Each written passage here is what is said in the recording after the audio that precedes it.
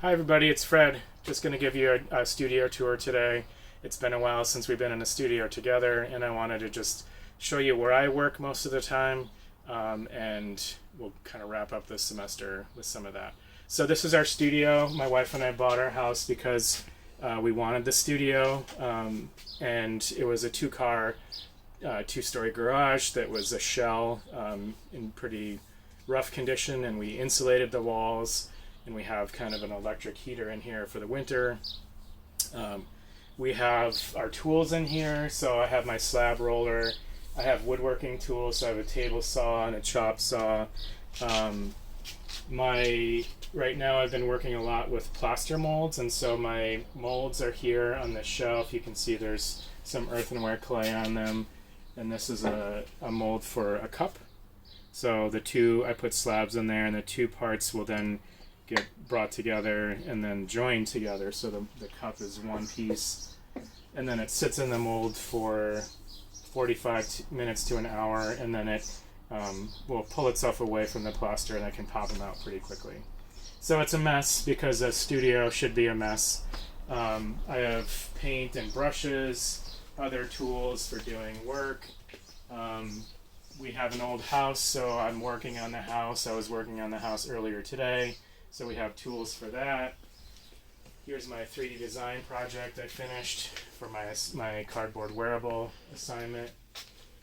Over here, I have my wheel workstation. I have my potter's wheel up on cinder blocks, so I can work at a higher, so I don't have to sit down. I can work at a higher level. And then now I do a lot of work by hand, so I'm using this, it's called a banding wheel that I've had since 1994, that I can work on top of and do my alterations and joining of the mold made work. So there's important objects around the studio, printouts of pictures of things that I'm interested in, pieces from other people. So this piece right here that's covered in spider webs right now is a piece from a friend of ours from graduate school. So have had that for a really long time. So that's hanging above my wheel. I have storage shelves for finished work. Upstairs we have more storage. I'll show you in a minute. My wedging table, again, more posters and postcards and objects that are important. Old pots, pieces of stone that I've found in our travels over the years that are important, kind of reference materials. Here's an old teapot that I made years ago that's pretty dusty. And then there's work that's here that's kind of staying in place because it's on our website for our gallery, so if those pieces sell, then they can be wrapped up and shipped. And then along here I have all kinds of things for work in progress. So these press molded wall pieces are like these. So this is one that's finished for hanging on the wall. So these are in process, need to be disc fired yet. Some old clay samples I was making for the wood kiln, work from other friends that I keep in the studio, just to keep an eye on. Over here I have some of those pieces. Here's a piece that was made with that mold I showed at the beginning. So again, this is earthenware clay. It's going to be really red when it's finished. We'll have some underglaze designs on it. Here I have some more wall pieces that are finished and they're just waiting for exhibitions.